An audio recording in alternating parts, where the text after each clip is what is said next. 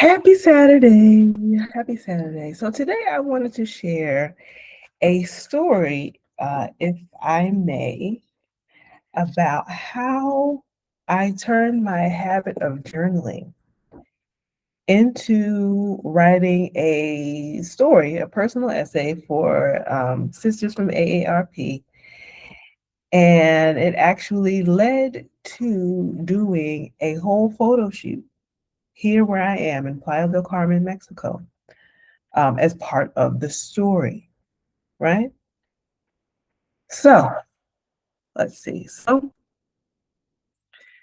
I used to think of myself as I've been a writer for a lot of years now. So I've been a writer for maybe 11, 12 years as a full-time writer.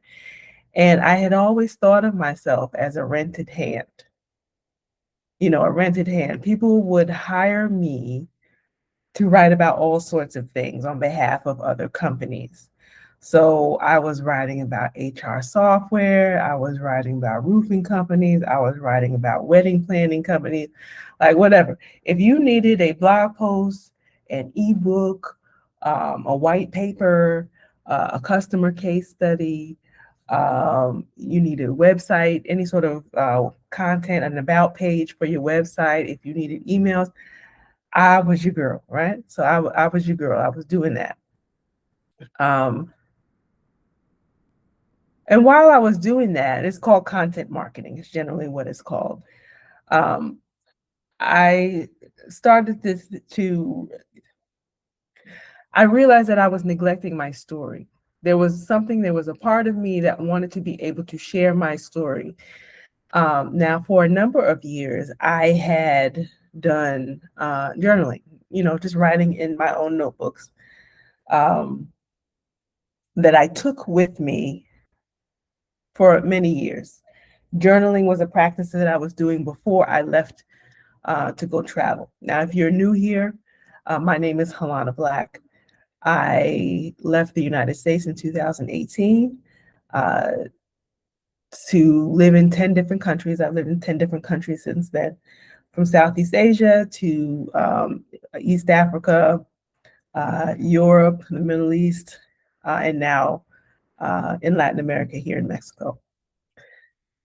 Um, and so in doing that, I was always writing down my story, but then in writing down my story and journaling, there was a part of me that started to ask me, how can I tell more of my story? Because people were always asking me about what it is that I was doing overseas and what it is that I was learning. And I was actually sharing my story on other people's podcasts and things like that. And it was really nice when I would travel. I'm always meeting other Black women, Black women travelers, and they're like, "Oh, I remember hearing your story on this podcast, or I remember seeing you on this YouTube video with this person over here," and then that's always really cool. And so I started to learn that sharing my own transformation that I was writing about in my journal was actually beneficial to other Black women and just really other people in general. For people who wanted to be able to change their lives. Um, and so, I was writing about the experience of what it was like to lose 100 pounds. I just did a video yesterday talking about the experience of, the boring stuff that I do on a day-to-day basis to be able to help myself to maintain my 100-pound weight loss. Um, but it was a process. You just don't wake up one day and decide, I'm going to lose 100 pounds. That actually wasn't even my goal when I started my process of improving my health. It was really just I just needed to feel better in my body. The 100 pounds of weight loss was just something that happened as a result of the fact that I was taking better care of myself as a result of traveling overseas and being in places where I got more exercise. I had access to better food. Just paying more, better attention to what it is that I needed to be well, right? And I was writing about that process. Part of what I love about journaling is that it's a cathartic process. It allows you to get in tune with what it is that you're trying to say, not necessarily for other people yet, but for yourself. What is it that you're learning about your process? What is it about your process that is so special? What is it about you um, that makes you being here in this life so special? You know, and I think when people get to a point where they want to be able to share their story with others, um, they don't do it because they haven't gone through a writing process where they are able to um, express to themselves what it is that's so important about what it is that they want to say. And so I am grateful about having that journaling process to really be able to sit down and really think about what it is that I was learning about myself while being overseas. Um, and so the way that, my whole connection with AARP actually came around was there was a young lady, another writer, who was looking for a source. A source is a person who shares their story, and she writes the article because she's the writer. I was not a writer for them yet, but they were asking for information about cortisol belly, which was something that I was intimately familiar with because that was part of my issue with losing the 100 pounds is cortisol belly. And so we got in contact with each other. We got on the phone, and me telling my story, she said, "You know what? You sound like a writer. Are you a writer?" I said, "Oh yeah." And then I started to give her extra information beyond, just the cortisol belly. I told her about how I lost the 100 pounds, how I had in Thailand I had connected with an herbalist and a shaman and a group of other health practitioners who were able to help me on my process of losing the weight, including the cortisol belly. Um, and she was like, "You know what? You should be writing more. Like, is there some place where you can find, what it is that you have written?" And I had another website address at the time where I had where I have a larger portfolio of things that I had written before. And so I sent it to her. I said, it's not, I said it was nothing, downplaying what it is that I have done. But I was saying that it was nothing because it wasn't related to the type of writing that she does. Like she was looking, I knew that she was looking for, um, more personal story driven. And what I had written was, content marketing, the benefits of this particular HR software, boring stuff that, it's useful. I was, helping people sell their software, but, it wasn't the personal storytelling that they were actually looking for. And so I just gave it to her sort of nonchalantly and didn't think anything else of it. This young lady, a couple of days later, she comes back, sends me an email saying that she sent my information to her editor.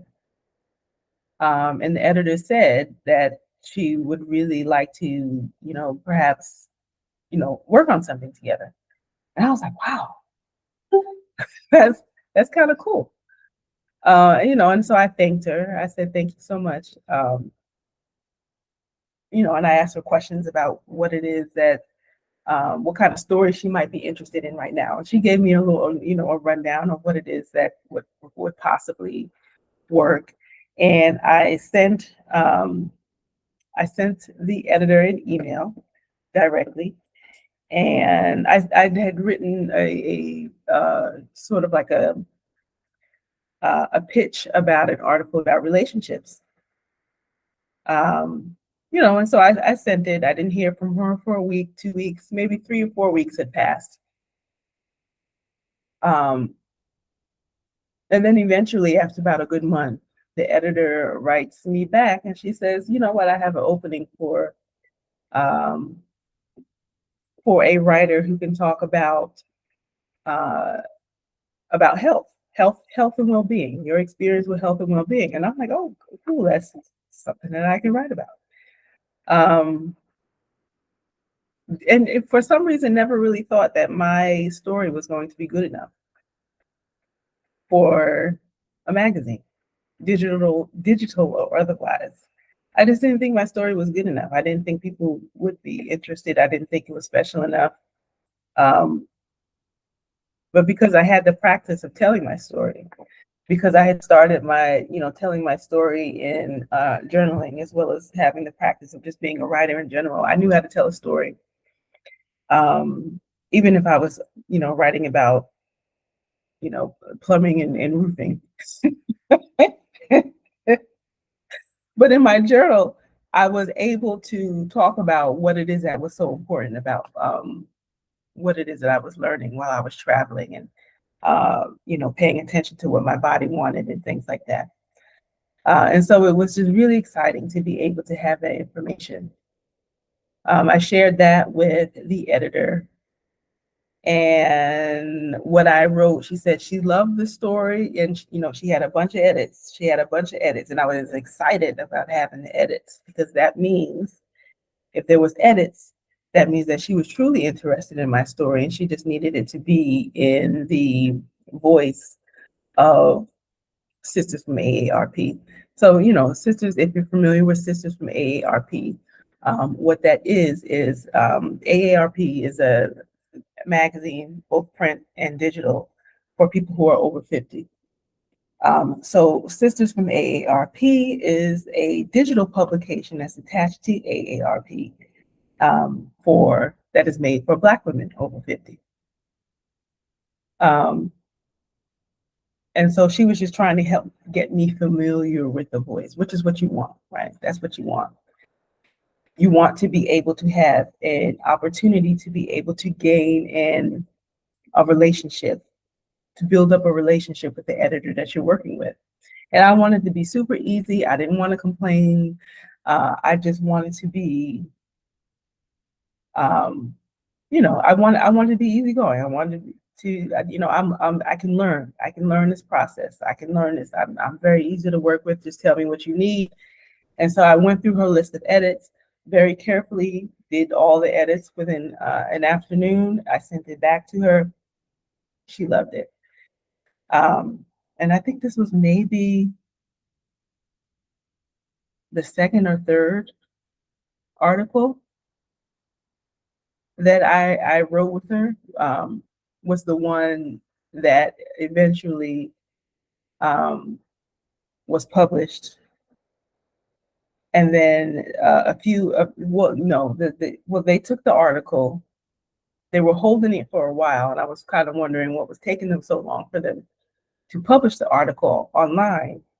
And then I get an email from the editor saying, okay, well, now we need some pictures. And I'm like, oh, okay, well, I can send you some pictures of, my process. She was like, no, we need fresh pictures. You need you need a photo shoot.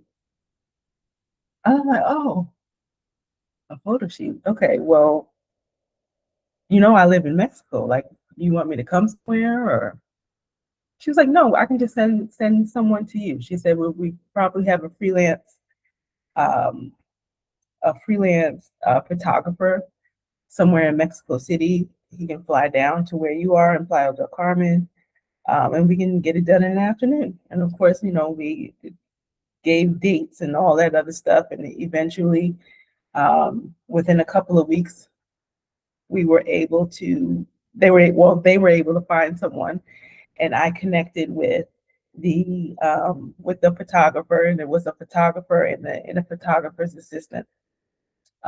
Sweet people. It was two gentlemen.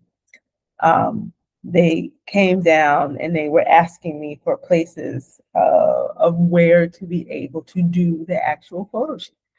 So we talked about it, and then we decided to do the photo shoot at a particular fruteria, like a bodega kind of a thing. But it's a widely known as a fruteria, or a store that specializes in selling fruit. So you walk in the place, it's brightly painted, and the walls are like, green and pink and orange.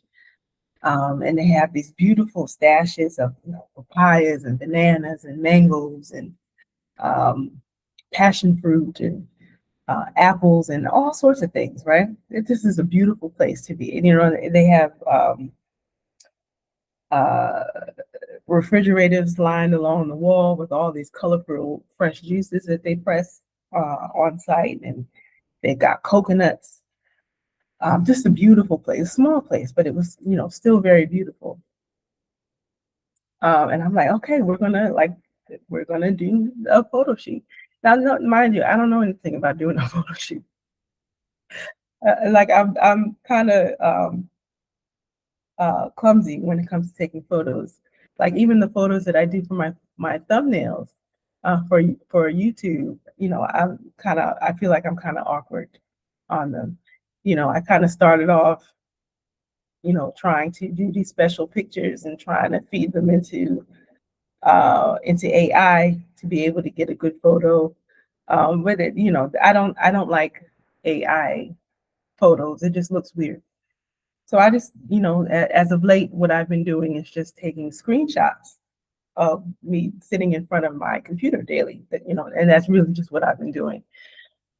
So when I was doing the photo shoot, I was like, I don't know how to stand. I don't know how to like turn my face. Like in my head, I'm going back to thinking about lessons that I had learned in what's that Tyra Banks show? America's Next Top Model, from watching that show and trying to remember some of the pointers that she would give them, that Tyra Banks would give to some of uh, the models on the show. I don't know if it did any good. Um, but yeah, like it was just a fun day. And the photographer's asking me questions like, well, what's your best side? What I'm like, dude, the side that you want to take, I don't know. But he was so kind. And in the conversation that we had while we were taking the picture taking process probably lasted a good 3 or 4 hours.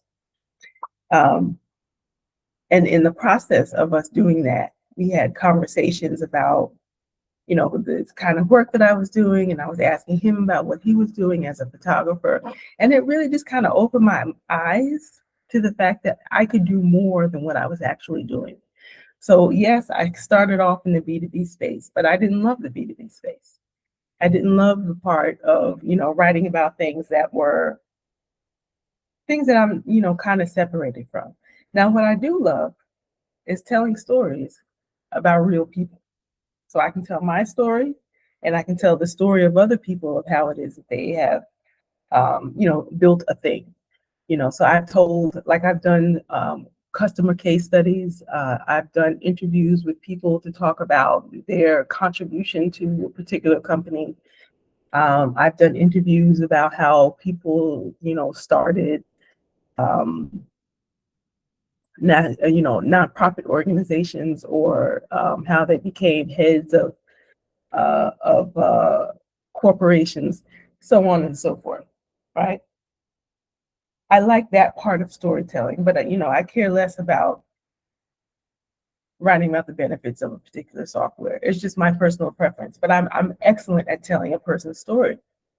Um, and I got that from journaling. I got that I learned that through the process of journaling, and to be able to get into the details of my own personal process first. And because I got into my own personal process first, I can of course tell it for others. Um, and so journaling can be a benefit to you for a lot of different reasons. Sure, you can use it as an emotional release, which is certainly useful, but it's also a a manifestation tool, um, as well as a record of where your life has been. and maybe even a foreshadowing of where it is that you're going. Um, when you start to commit your, things that you have triumphed over, you talk about your fears, and even just your daily observations of how it is that you are changing as a person. When you put all those things down on paper, you start to clarify who it is that you are as a person. And that clarity can be translated into confidence. Um, and that confidence makes you magnetic to being called to doing things like media features, like the one I did. And I've done many since then. Like I've written for Parents Magazine. I'm not even a parent. Not even a parent. And I'm writing my story for Parents Magazine. I wrote the stories for Parents Magazine from the perspective of an aunt. Um, I've written for Essence Magazine and a number of other magazines, both digital and written and printed. And that storytelling that I have done. I've done, some really lucrative client work where I have gotten to work with, as I said before, I'm working with heads of companies and just making some really high value connections with people because of my ability to be able to tell a story. So I share all this because people always talk about, journaling is not that important. And damn it, I think it is. I absolutely think it's valuable, particularly if you're a person who has not, if you've not written in a while, if you're new to writing, certainly journaling can be useful. But if you haven't, like if you've been away from writing for a minute for whatever reason, life kind of happens, you had a family, you got a new job, maybe you got sick, you went through a thing, or maybe even several things. Um, and it pulls you away from the thing that you know that you love. There's a calling on your life that says that writing is something that you want to do. Journaling is an excellent entryway into being able to write again. And so that's really what it is that I wanted to share with you today on this Saturday. Hoping that this would be something inspirational for you. If you think that your writing would not go anywhere, it absolutely can, but you got to get started.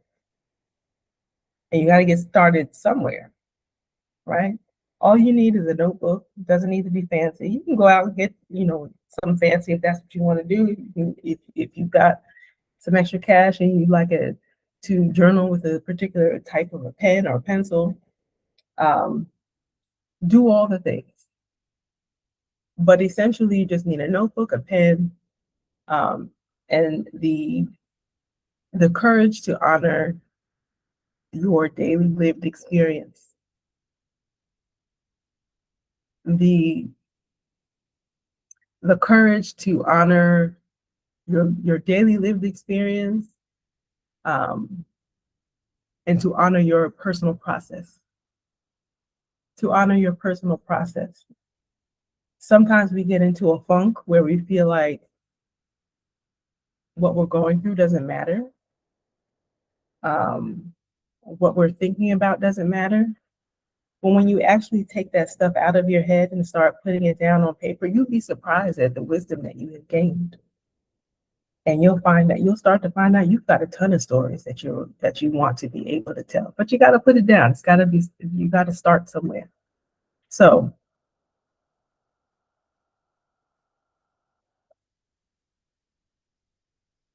I invite you to join my Substack.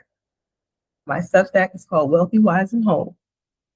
And in Wealthy, Wise, and Whole, we talk about um, stories that come from our own lives, and we talk about the wisdom that we have gained from the things that we have been through. Um, I'm really excited to be able to offer people an opportunity to be able to write about their own lives. And I get to be able to share some of my own writings for you to be able to, not just be able to get introduced to me and who I am and all that other stuff, but to hopefully it will be an inspiration to you to help you to figure out what stories might be interesting for you to be able to tell.